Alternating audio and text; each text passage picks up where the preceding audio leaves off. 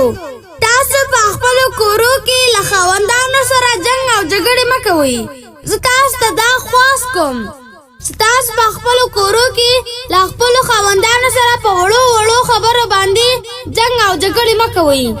چې کله سهار شي نو ابلیس خپل لشکر په ځمکه باندې خور کړي، یعنی شیطان خپل لشکر په ځمکه باندې خور کړي او دا خبره دوی ته کوي نن چا مسلمان دوکه کړو نو زه به د هغې په سر باندې یو تاج کښېږدم. نو کله چې ماښام شي نو یو د دوی نه راشي او دا وایي چې نن ما په یو مسلمان باندې د هغه ښځه طلاقه کړه.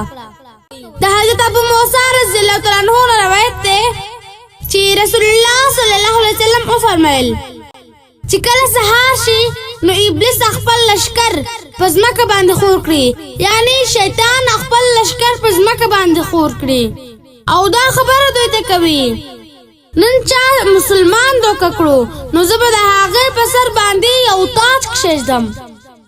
نو کله چې ماښام شي نو یو د دوی نه راشي او دا وایي چې نن ما په یو مسلمان باندې د هغه ښځه طلاقه کړه.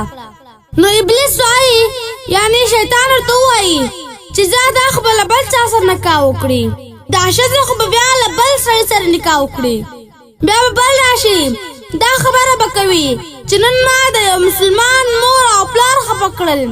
نو ابلیس به ورته وایي زه دا خپل مور او پلار سره بیرته راضي شي، بیا به بل راشي هغه به وایي چې نن ما یو سړی د اسلام نه واړولو او مشرک مې کړلو.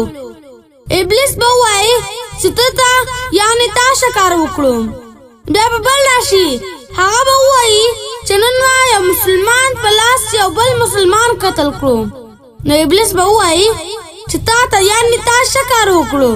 نو بیا به ابلیس دغه تاج دغه شیطان په سر باندې کښېږدي کوم چې په مسلمان باندې قتل کړی وي.